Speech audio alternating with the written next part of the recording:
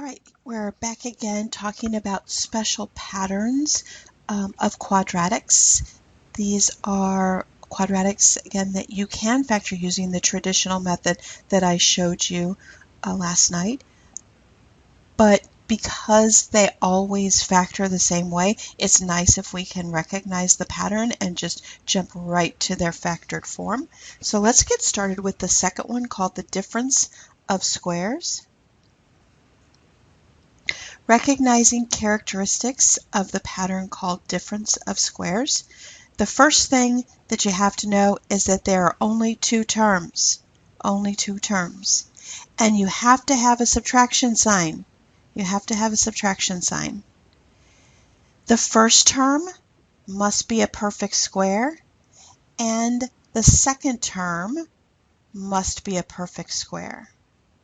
When all of those conditions are met, two terms, subtraction sign, perfect square in the first spot, perfect square in the second spot, you have what's called the difference of squares. So let's just look at these three examples and see if we have a difference of squares.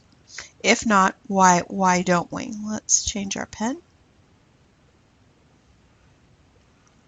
All right, so x squared is a perfect square, and 81 is a perfect square, and we have a subtraction sign. This is a difference of squares.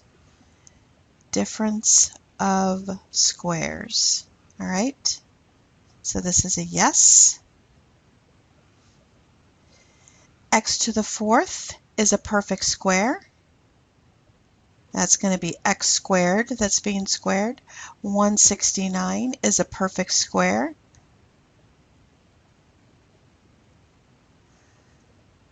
And we have a subtraction sign. So yes, we have a difference of squares. DOS, difference of squares. All right, go ahead and answer the video question. And if this is not a difference of squares, state why. All right, here we go. X squared is a perfect square. Its square root is x. 4 is a perfect square. Its square root is 2. We only have two terms, but this is a plus sign. So this is not a difference of squares, not because of that plus sign. Okay, it could be any of the characteristics could not be met, but in this case, it doesn't have a plus sign.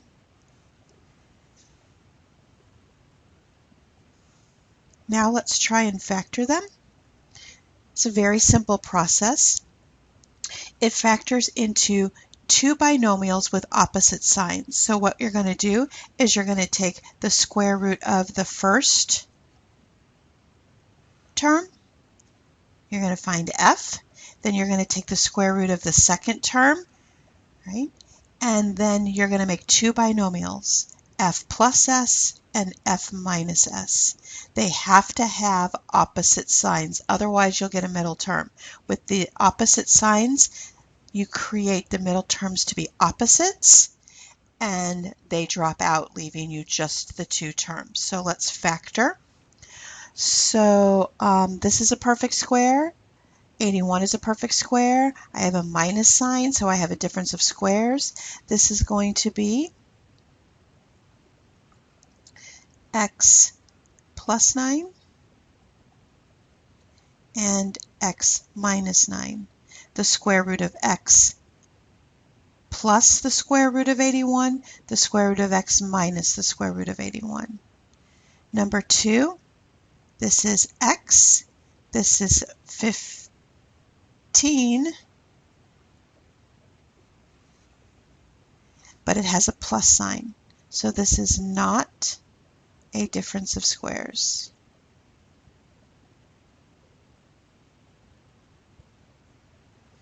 .49 is a perfect square. That's 7.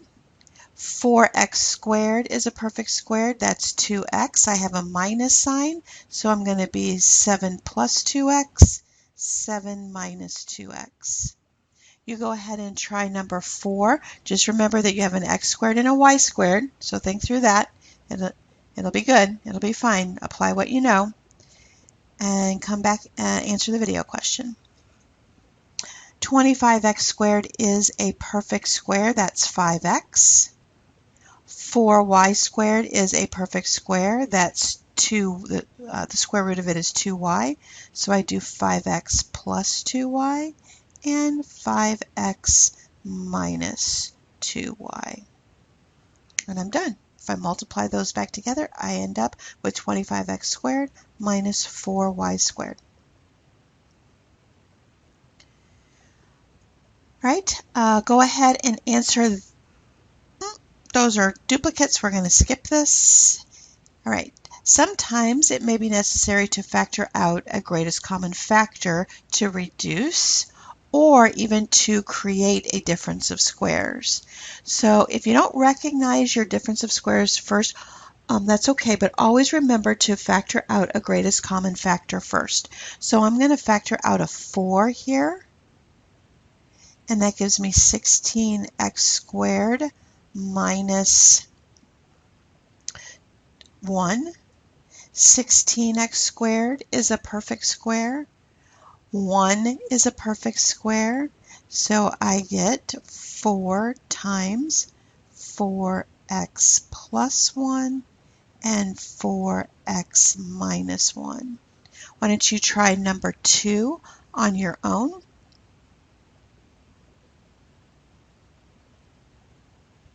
Here we go.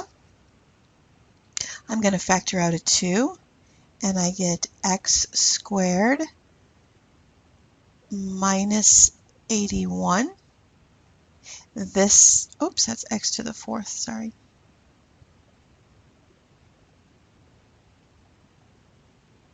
This is a perfect square, and this is a perfect square. X to the 4th is a perfect square. 81 is a perfect square. So I have 2 times x squared plus 9 and x squared minus 9. Now notice that this x squared minus 9, and I talk about this right below, is actually another difference of squares. So we have to keep going. So make a note that says keep going. So I have 2. X squared plus 9 is not a difference of squares, but this is going to factor into x plus 3 and x minus 3.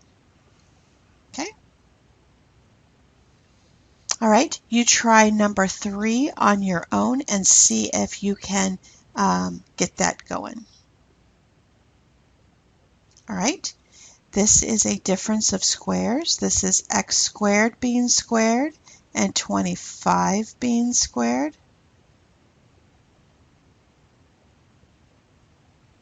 Notice that this x squared minus 25 is also a difference of squares. So I have to keep going. So make a note, keep going. And I get x squared plus 25. That doesn't change because that's not a difference of squares. But this x squared is a perfect square. That's an x and an x. 25 is a perfect square.